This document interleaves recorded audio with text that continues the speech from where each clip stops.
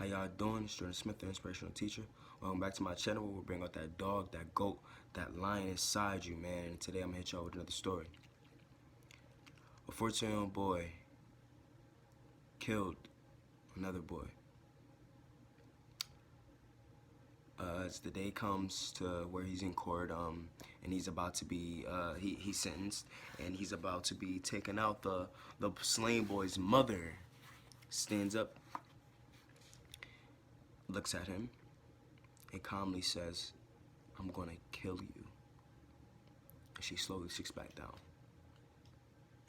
Now, about a year or so goes by as the boy is in jail, and then the mother of the slain boy comes to visit him. The boy obviously was startled at first, and the mother said, "No, I just want to talk."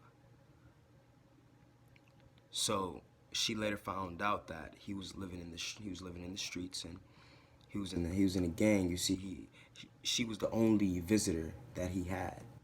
Not even the gang members came to visit him.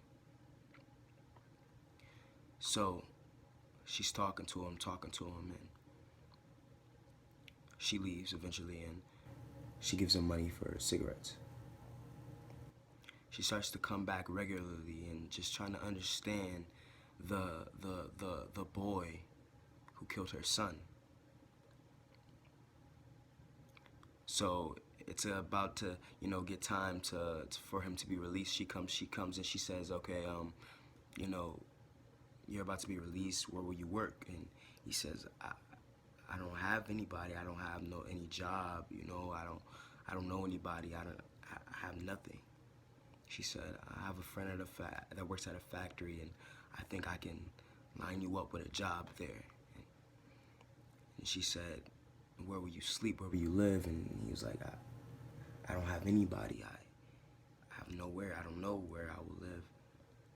She said, "Well, I have a spare room. You can live with me." So he gets out and, he goes to live with her, and gets the job and everything like that. About 6 months goes by, and the lady comes to him and she says, "We need to talk." So they sit down, at a table across from each other, looking each other in the eye, and they talk. And she says, "Do you remember the day you were convicted? What I said to you? I said I was gonna kill you." And then he said, "Yeah, that was one of the most scariest days of my life. Of course, I'll never forget that." And she said, "Well, I did. You see, I didn't want the boy who killed my son, who murdered and shot my son, to still walk and live on this earth. And he doesn't anymore. You are not that same person.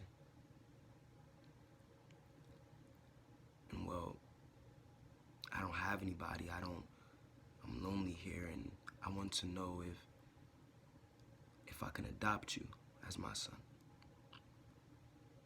And he says yes. She then becomes the mother of her son's killer.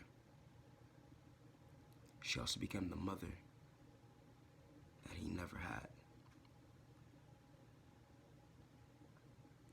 If we can look into the secret past of our enemies, we will find enough suffering and sorrow that will disarm all hostility. Forgiveness is not just for them, it's for you. Forgiveness is key.